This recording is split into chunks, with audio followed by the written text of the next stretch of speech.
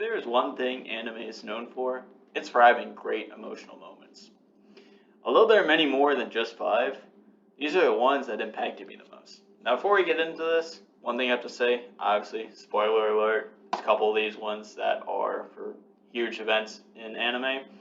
And also, I want to lay some ground rules down. The big one, there can only be one moment per series. So, let's get right into it.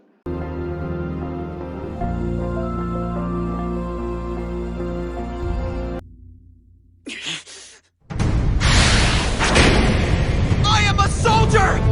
And I have dedicated my heart to the restoration of humanity, sir! Nothing could make me prouder than dying for such a noble cause! If we were to use his Titan ability and combine it with the manpower we have left, I believe we can do it! We can retake this city! For humanity's glory, and what little time I have left to live, I will advocate his strategic value! I'm going to say something very contrary to the popular narrative, but I do not like Attack on Titan. Season 1 was good, and that was really it. However, I would be lying if I were to say this moment did not hit me hard. Armin was my favorite character in the show. He was not a fighter, he was pretty weak, and constantly needed to be saved. However, this was his moment to shine. After Eren had turned into a Titan for the first time, the military wanted to kill him on sight. He turned to Armin, putting all his faith into his cowardly best friend. And despite being the one who always needed to be saved, it was his words that convinced the military to hear them out. It was this moment that made me love Armin's characters, and even though the series never reached that high again, this moment always gives me chills.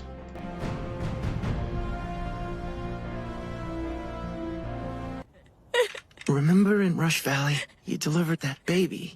You saved 2 lives. And you gave me an arm and a leg to replace the ones I've lost. It's your hands. They weren't meant to kill. They're meant to give life. Unlike Attack on Titan, I love Fullmetal Alchemist. And of all the moments in the show, this one was my favorite. Throughout the series, we have seen the atrocities that befallen Ishval. We also learned that the parents of Winry went out of their way to help those people, which is unfortunately how they met their end at Scar's hand. We had seen Scar's absolute ruthlessness in avenging his slain brothers. However, when Edward tells him about the doctor he's killed, and Winry overhears it, she pulls a gun out, aiming for him. For the first time, we see it break in Scar's ruthlessness. He understands Winry's feelings of loss, but makes it clear he will not allow her to stand in his way.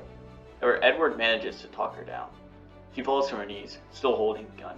As she holds the gun, Edward grabs her hand, removing her fingers as he recounts all the times she helped people out. Edward knows the road she will go down if she kills Scar. He knows it is not something that someone can easily walk back from. He knows how good of a person she is, and does not want to lose one of his best friends to darkness.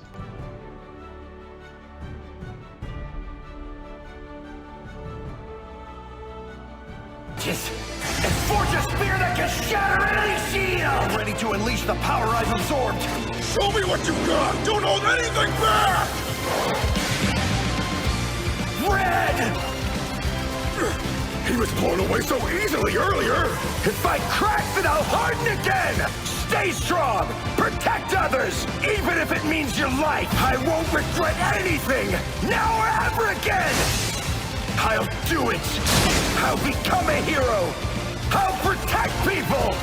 All right, kid! Let's go! The shield now? Of course, don't be a fool. Nothing can overcome you. Bought me the time I needed. We underestimated the hero named Red Riot! And his chivalrous... Behind Bakugo and Todoroki, Kirishima is my favorite character in all of My Hero. He is someone who's obsessed with the idea of manliness. His quirk is not as powerful, and he is not as skilled of a fighter as his fellow classmates like Midoriya. However, despite this, he is sent out on a mission to apprehend a villain. During the fighting, him and Facom get isolated from the rest of the group. They have to face off against a deadly fighter. He takes Kirishima out with a single strike, even though he was using his most powerful move. This forces Facom to face the villain by himself. While the villain attacks him, Kirishima is unable to find the courage to leap into action. You learn that when he was younger, he was very cowardly and was unable to save a group of girls. As the flashback ends, Fat Gum is almost at his breaking point. His fat is almost gone, preventing him from absorbing the blows. As he is about to be defeated, Kirishima leaps into action, his resolve restored. He stands there, absorbing the villain's strikes, giving Fat Gum enough time to convert his fat into power. Kirishima collapses, allowing for Fat Gum to defeat the villains. This is the best scene of Kirishima, breaking down the layers and showing us what drives him. Before this, no one thought that cowardice was a trait he had.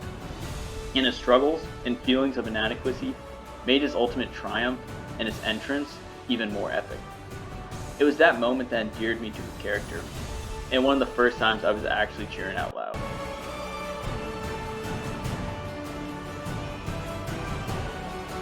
Dreaming about life like a regular guy.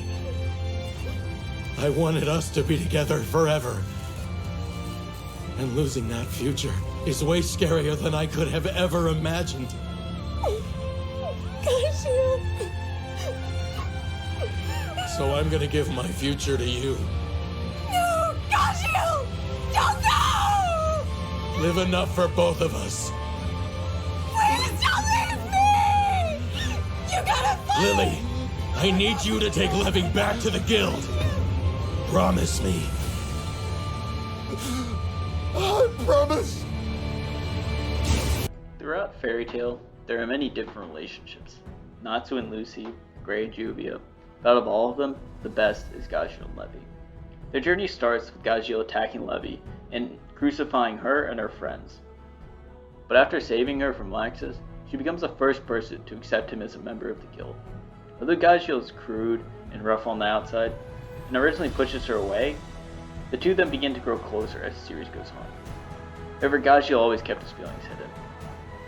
However, it is their fight with Bloodman where he finally confesses. During the fight, Levy is affected by Bane particles that are harmful to wizards. Gajeel is able to best him, but in a last-ditch attempt, Bloodman activates a spell which traps both him and Gajeel. The spell is set to kill both of them, so thinking this is his end, he confesses his feelings to Levy. As he is sucked in, Levy tries to save him, but is restrained by Panther Lily.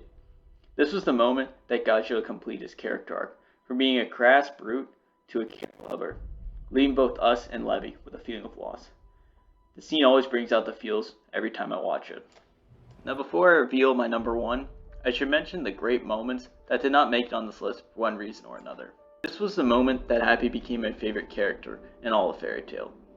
It was epic, as even though he was far weaker than the others and stood no chance against Urza, he still stood up, fighting just like Natsu would. The only reason I didn't put it on the list is simply because Gajeel and Levy's moment hit me harder. I love this moment.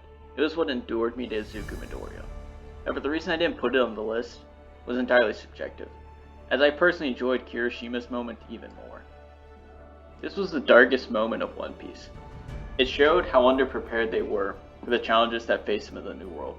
I remember the shock when I first saw this. It was something I did not expect.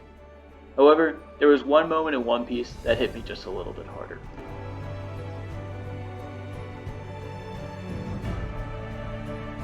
But now, if I'm allowed to say my wish, just this once, then I want to live! Take me with you! Take me away from here! Out of all the Straw Hats, Nico Robin is Bark. However, Water 7 and Enies Lobby are my favorite arcs in the show. Prior to this, Robin goes missing, and it is later believed that she betrayed the crew. However, as the events play out, they learn that she did all that to protect them. The crew decides to go to a government base in order to break her out. Each one of them fights through there, eventually reuniting across from Robin. She tells him she wants to die, and that there is no hope for them. However, Luffy declares war on the entire world, just for her. She begins to break down, and it is that moment where Luffy asks Robin if she wants to live. With tears in her eyes, realizing that they are going to free her whether she likes it or not, she says those words. It was at that moment that I fell in love with One Piece. I was cheering out loud for them to free her. I remember staying up incredibly late for days on end, waiting for Robin to be freed. And it's that reason that this is my favorite scene in all of anime.